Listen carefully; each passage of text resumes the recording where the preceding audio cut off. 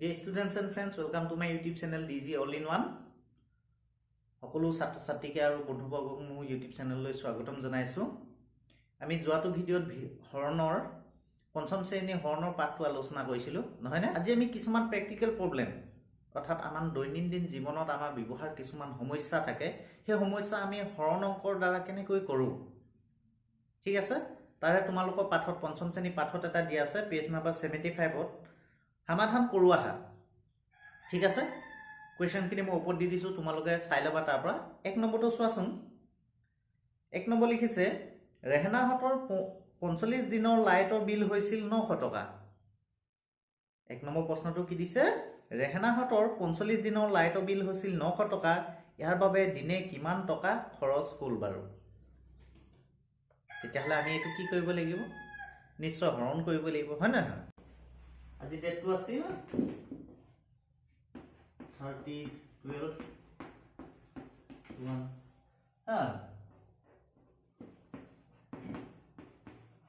হৰণ সমস্যা সমাধান। ঠিক আছে, বুলিয়ে ধৰি লোৱা। তেতিয়াহ'লে সমাধানটো চোৱাচোন। সমাধান কি আছিলে? সমাধানটো 45 দিনৰ লাইটৰ বিল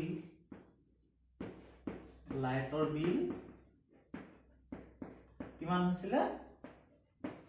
900 টকা, হয় না? এতেকে আমি কি উলিয়াব লাগিব? এদিনৰ উলিয়াব লাগিব নহয়, হয় না নহয়? এদিনৰ লাইটৰ বিল কিমান হ'ব? এতিয়া আমি এই 900 টো 45 হৰণ কৰি দিব লাগিব। ঠিক আছে, এতিয়া হৰণ কৰি চাওঁ আহাচোন। 45 900, হয় না? এতিয়া যদি চাওঁ এই 45 টোৱে 9 টোক নাযায়, হয় না? তেতিয়াহ'লে আমি কি দুটা সংখ্যা একলগ কৰি ল'ব লাগিব, অৰ্থাৎ 90 কৰি দিয়াৰ লগে লগে 45 সবকৈ ডাঙৰ হৈ গ'ল, হয় না নহয়? আমি এতিয়া ইনটু কৰি চাওঁ 45 ৰ লগত কি ইনটু কৰিলে মানে পূৰণ কৰিলে মানে 90 পাওঁ। আমি যদি চাওঁ 2 45 90, হা 5 2 10 0 উকলিলে 1 2 4 8 8 9 90 হৈ গ'ল। এটা থাকিল কি শূন্য, এই শূন্যটো তললৈ নামি আহিলে। এতিয়া আমি 45 ৰ লগত কি পূৰণ কৰিলে শূন্য পাম? শূন্য। আমি জানো যে যিকোনো সংখ্যাৰ লগত শূন্য পূৰণ কৰিলে শূন্য হয়। এতিয়া পালো নে? কিমান পালো? 20, হয়নে? কিমান টকা পালো আমি? 20 টকা। আমি এতিয়া এই কেনেকৈ লিখিম?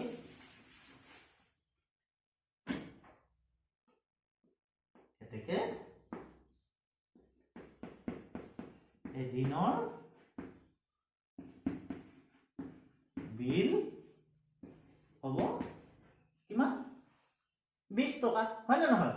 45 দিনত আমি কিমান পাইছিলো? 900 টকা বিল পাইছো। তেতিয়াহ'লে এদিনত আমি কি কৰিব লাগিব?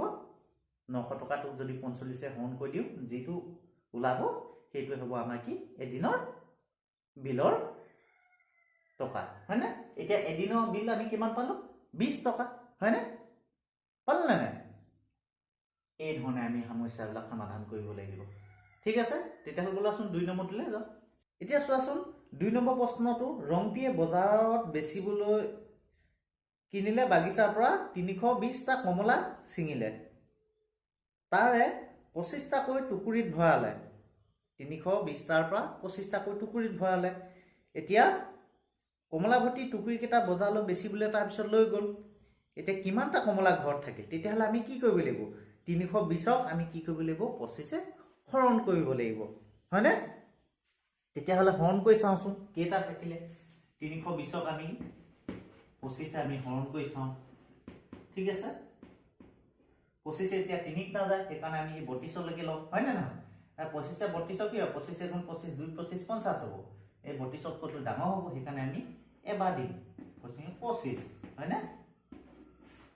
এতিয়া কি হ'ব? এইটো 2, এইটো 5, হা 2 ৰ পৰা 5টো বিয়োগ নহয়, ইয়াৰ পৰা ঢাল লওক 1 10, ইয়াত গৈ কি হ'ব? 12 হ'ব। 12 5 গ'লে কিমান? 7, হয় না? এতিয়া 7কো আকৌ 25 নাযায়, সেইকাৰণে আমি কি কৰিম? আকৌ শূন্যটো নমাই আনিম।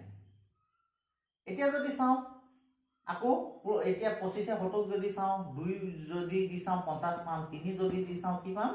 3 × 45 5 আৰু 3 5 15 5 উপৰলে 6 কে 7 75 এতিয়া আকৌ বেছি হৈ যাব সেই কাৰণে আমি 2 এ দিব লাগিব 2 দিলু 2 25 কিমান হল 50 ঠিক আছে এতিয়া কিমানটা থাকিলে বাকি 20 টা থাকিলে নাই এই ধৰণে আমি অংকটো কৰিব লাগিব 320 টা কমলা ছিঙিছিলে তাকে 25 টা কৈ টুকুৰিত ভৰালে আৰু বাকি কেইটা থাকি গল ঘৰত 20 টা 2 নম্বৰ উত্তৰটো বুজি পালানে এই ধৰণে আমি কৰিব লাগিব এবাৰ 3 নম্বৰ সমাধানটো চোৱা 3 নম্বৰ চোৱাচোন আসমিৰ হতে পটা ক্ৰিকেট খেলখনৰ বাবে 220 সেন্টিমিটাৰ দীঘল এডাল কামিৰ পৰা সমান জোখৰ ষ্টাম্প 3 ডাল কাটিলে প্ৰতিডাল ষ্টাম্প কেই সেন্টিমিটাৰ দীঘল হ'ব আৰু কেই সেন্টিমিটাৰ কামি ৰৈ যাব বা ক্ৰিকেট খেল এখন খেলাবলৈছে হয় নে নহয় সেই ক্ৰিকেট খেলখনৰ কাৰণে কি আছে 220 সেন্টিমিটাৰ দীঘল এডাল কামিৰ পৰা সমানে 3টা ষ্টাম্প বনাইছে প্ৰতিডাল ষ্টাম্প কেই সেন্টিমিটাৰ দীঘল আৰু কিমান সেন্টিমিটাৰ কামি ৰৈ যাব তেতিয়া হলে আমি কি কৰিব লাগিব 3 টো আমি 220 হৰণ কৰিব লাগিব হয় নে নহয় কৰি চাওচোন তেতিয়া হলে 3 নম্বৰ সমাধান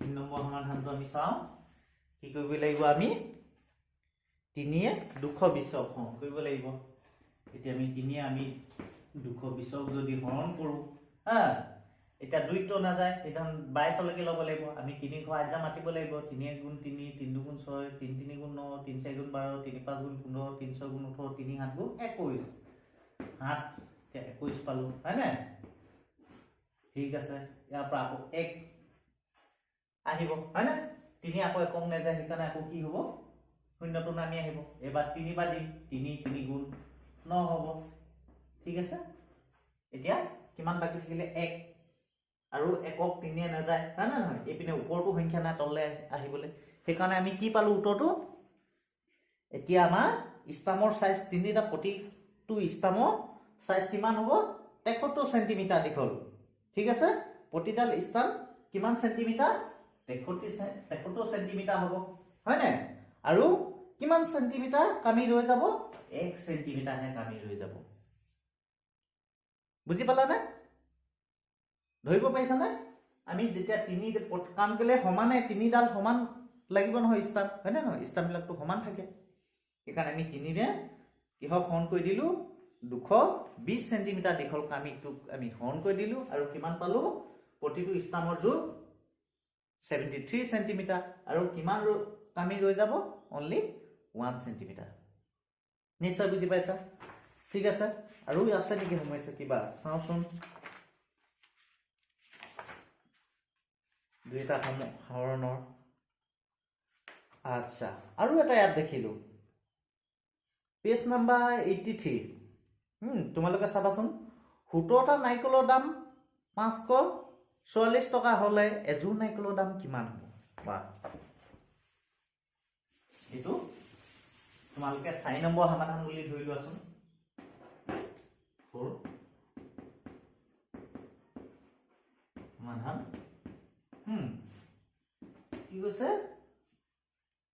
17টা নাইকলৰ দাম 544 টকা এটা কি কলে 17টা নাৰিকলৰ দাম কিমান কলে 544 টকা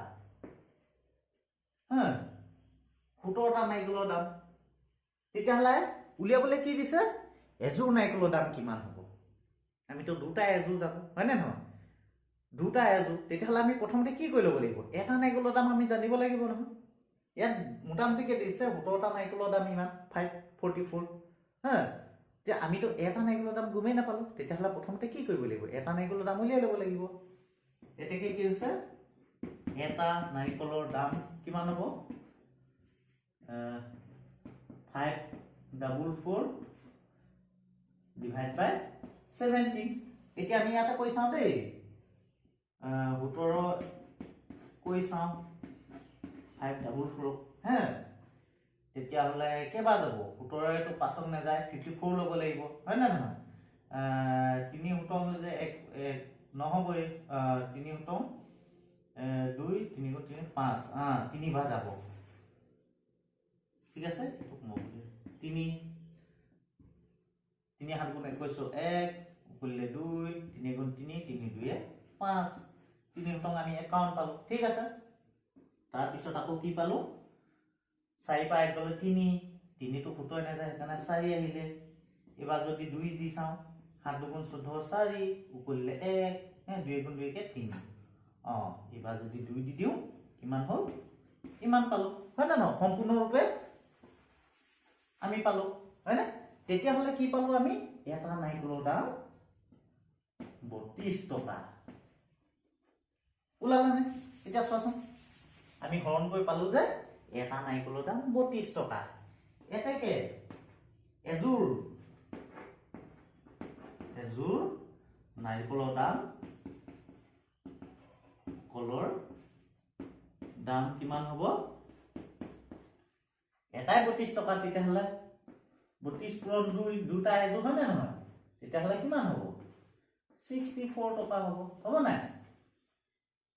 এটা নাইকলৰ দামে 32 তেতিয়া হলে দুটা এজোৰ নহয় জানো এখানে 2 আমি কি কৰি দিম পূৰণ কৰি দিম তেতিয়া হলে কি হ'ব দুটা নাইকলৰ দাম অৰ্থাৎ এজোৰ নাইকলৰ দাম 64 64 টকা হয় না নহয় বুজি পাইছা ইয়াৰ পিছত দিছে এক ডজন কাঠ পেন্সিলৰ দাম 48 টকা প্ৰতিডালৰ দাম কিমান হ'ব নেক্সট 5 নম্বৰটো চোৱাচোন 5 নম্বৰ বুলি ধৰি লোৱা অলপ স্পিড গৈছো নহলে ভিডিও ডাঙৰ দীঘল হৈ গৈ থাকিব 5 নম্বৰ সমাধান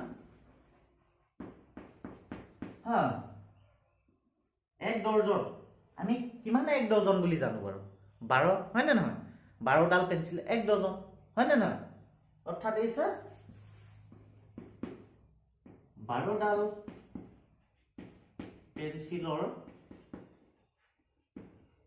পেন্সিলৰ দাম কিমান কৈছে 48 টকা হয় না নহয় ডজন মানে পেন্সিল এক ডজন পেন্সিলৰ দাম 48 টকা অৰ্থাৎ কি 12 ডাল পেন্সিলৰ দাম 48 টকা এতেকে তেতিয়াহলে এডাল পেন্সিলৰ দাম কিমান হ'ব তেতিয়াহলে এই 48 টোক আমি কি 12 হৰণ কৰি দিব লাগিব তেতিয়াহলে ইমান টকাটো ওলাই যাব হয় না নহয় যদি 12 হৰণ কৰো কিমান 52 2 24 3 36 4 48 তুমি যদি হৰণ কৰিছা পাবা যে আমি 4 টকা ওলাব অৰ্থাৎ 12 যদি হৰণ কৰা 48ক 4 পাবা অৰ্থাৎ এডাল পেন্সিলৰ দাম কিমান 4 টকা ইয়াত কৈ দিছা নহয় প্ৰতিডালৰ দাম কিমান হ'ব অৰ্থাৎ হেতু কথাই কৈছে ঠিক আছে ইয়াৰ পিছত আহিলে আৰু এটা মলব স্পিড গৈছো 6 নম্বৰ বুলি ধৰা 6 নম্বৰ সমাধান মই থুলমুলকে আলোচনা কৰিছো যে গুৱাহাটীৰ পৰা মুম্বাইৰ এটা ৰেল ষ্টেচনলৈ দূৰত্ব পায় 2640 কিলোমিটাৰ ঘণ্টাত 60 কিলোমিটাৰ বেগেৰে যোৱা ৰেল এখনে গুৱাহাটীৰ পৰা মুম্বাই পাবলৈ কিমান ঘণ্টা সময় লাগিব তাৰ মানে কি কৰিব লাগিব 60 ৱে আমাক কি কৰিব লাগিব 2640 ক আমি কি ডিভাইড কৰিব লাগিব হৰণ কৰিব লাগিব হয় না তেতিয়াহ'লে পইচা মাহাচোন 60 আমি 2640 হয় না তেতিয়াহ'লে আমি যদি চাওঁ 26 ক নেযায় হয় না তেতিয়াহ'লে আমি অকমান অংকটো ডাঙৰ কৰিব লাগিব কি হক যাব লাগিব 4 দি চাওঁ 4 ন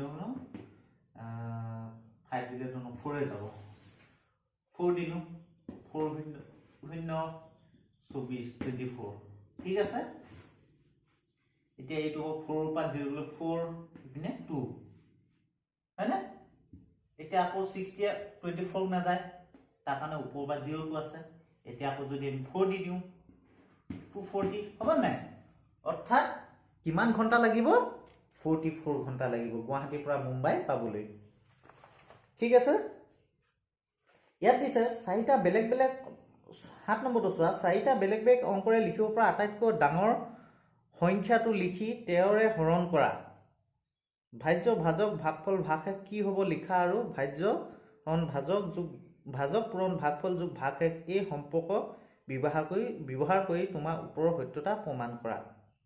ধৰি লোৱা 4টা মই অংক লৈ লৈছো